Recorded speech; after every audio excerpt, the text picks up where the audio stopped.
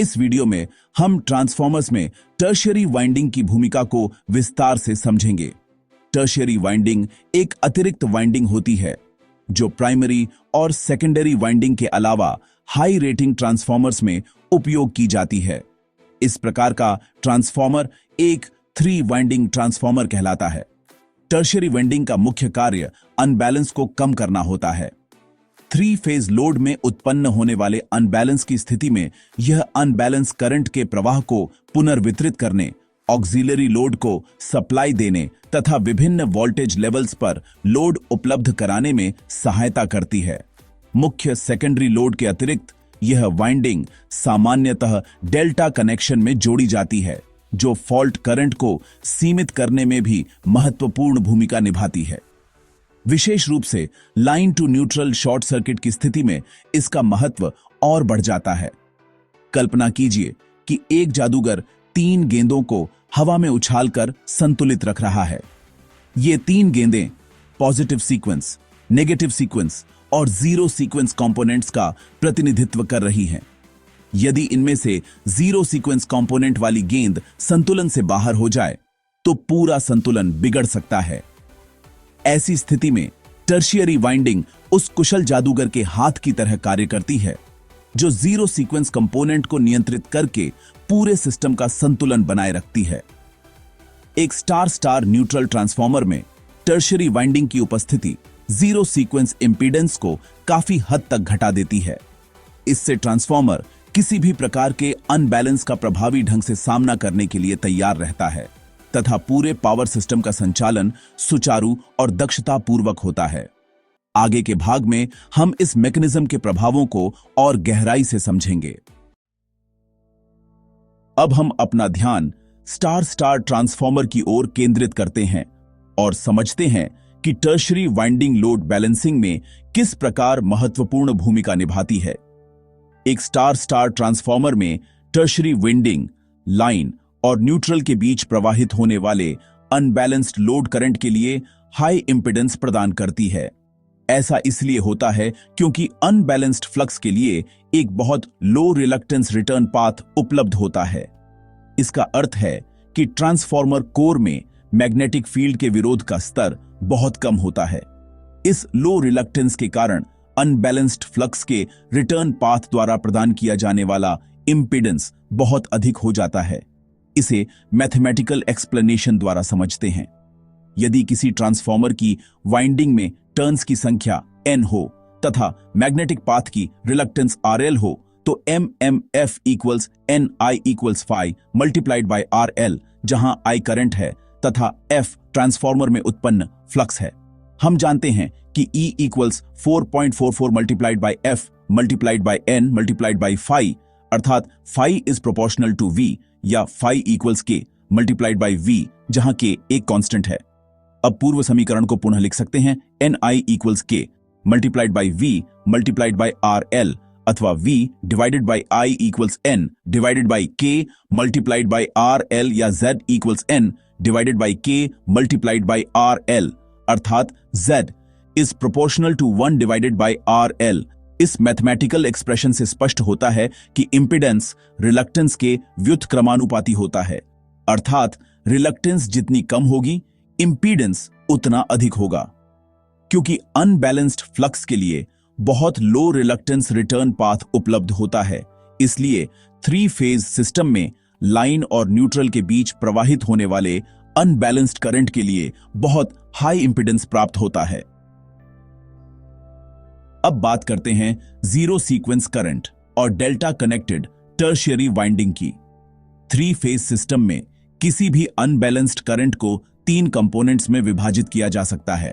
ये हैं positive sequence component, negative sequence component और जीरो सीक्वेंस कंपोनेंट।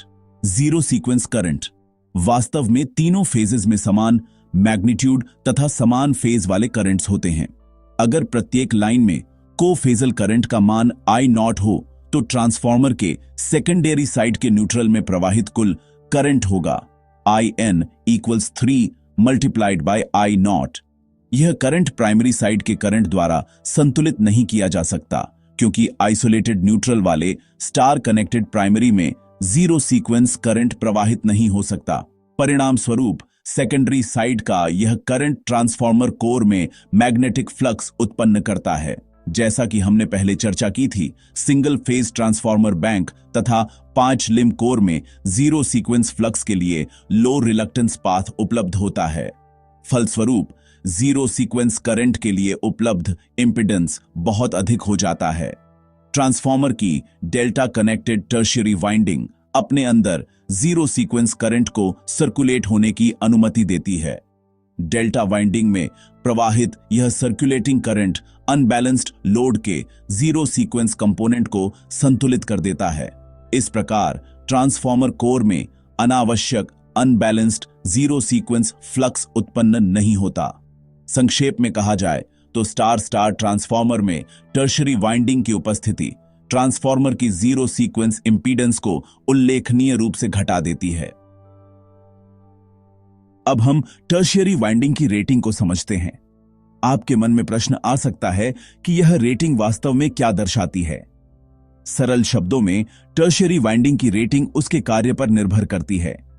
यदि टर्शियरी वाइंडिंग का उपयोग किसी अतिरिक्त लोड को सप्लाई देने के लिए किया जाता है तो उसकी वाइंडिंग क्रॉस सेक्शन तथा डिजाइन फिलॉसफी उसी लोड रिक्वायरमेंट के अनुसार निर्धारित की जाती है। इसके साथ साथ उसके टर्मिनल्स पर संभावित 3 फेज डेड शॉर्ट सर्किट को भी ध्यान में रखा जाता है, जहां power flow high voltage side और मीडियम वोल्टेज साइड दोनों से हो सकता है। इसे एक रोड ट्रिप की योजना बनाने जैसा समझ सकते हैं। यात्रा शुरू करने से पहले आपको दूरी, रास्ते की स्थिति तथा वाहन की क्षमता का आकलन करना पड़ता है। इसी प्रकार ट्रांसफार्मर डिजाइनर को भी सभी संभावित ऑपरेटिंग कंडीशंस का ध्यान रखना पड़ता है। दूसरी ओर यदि टर्शियरी वाइंडिंग केवल स्टेबलाइजिंग पर्पस के लिए लगाई गई हो तो उसका क्रॉस सेक्शन तथा डिजाइन थर्मल और मैकेनिकल कंसिडरेशंस के आधार पर निर्धारित किया जाता है। ऐसा इसलिए क्योंकि इसे विभिन्न फॉल्ट कंडीशंस के दौरान उत्पन्न होने वाले शॉर्ट ड्यूरेशन फॉल्ट करंट्स को सहन करना पड़ता है। इनमें single line to ground fault सबसे अधिक गंभीर माना जाता है। इसे एक ब्रिज के निर्माण से समझा जा सकता है। ब्रिज का डिजाइन और मटेरियल इस आधार पर चुना जाता है कि उसे अधिकतम कितना भार सहन करना है तथा उसे किन एनवायरमेंटल कंडीशंस का सामना करना पड़ेगा। ठीक उसी प्रकार टर्शियरी वाइंडिंग की डिजाइन भी उसकी अपेक्षित ऑपरेटिंग कंडीशंस और फॉल्ट कंडीशंस के आधार पर निर्धारित की जाती है। संक्षेप में टर्शियरी वाइंडिंग की रेटिंग ट्रांसफार्मर की एफिशिएंसी, रिलायबिलिटी और सर्विस लाइफ निर्धारित करने वाला एक अत्यंत महत्वपूर्ण कारक है। तो यह था ट्रांसफार्मर्स में टर्शियरी वाइंडिंग की भूमिका का विस्तृत अध्ययन। हमें उम्मीद है कि आपको यह विषय उतना ही रोचक लगा होगा जितना हमें लगा। यदि आपको यह वीडियो उपयोगी लगा हो तो इसे लाइक करें और अपने दोस्तों के साथ शेयर करें। आपका समर्थन हमें और भी बेहतर एजुकेशनल कंटेंट बनाने के लिए प्रेरित करता है। साथ ही हमारे चैनल इलेक्ट्रोलॉजी हिंदी को सब्सक्राइब करना न भूलें ताकि आप आने वाले सभी इंफॉर्मेटिव वीडियोस सबसे पहले देख सकें। हमने आपके लिए और भी कई रोचक टॉपिक्स तैयार किए हैं जिन्हें आप मिस नहीं करना चाहेंगे। यदि टर्शियरी वाइंडिंग या ट्रांसफार्मर से संबंधित आपका कोई प्रश्न या सुझाव हो तो उसे कमेंट सेक्शन में अवश्य लिखें। हमें अपने दर्शकों से संवाद करना बेहद पसंद है और आपके सुझाव हमें बेहतर कंटेंट बनाने में सहायता करते हैं। वीडियो देखने के लिए आपका धन्यवाद। याद रखिए, आपकी जिज्ञासा ही हमारी रचनात्मकता को ऊर्जा देती है। फिर मिलेंगे एक नए और रोचक विषय के साथ। जय हिंद।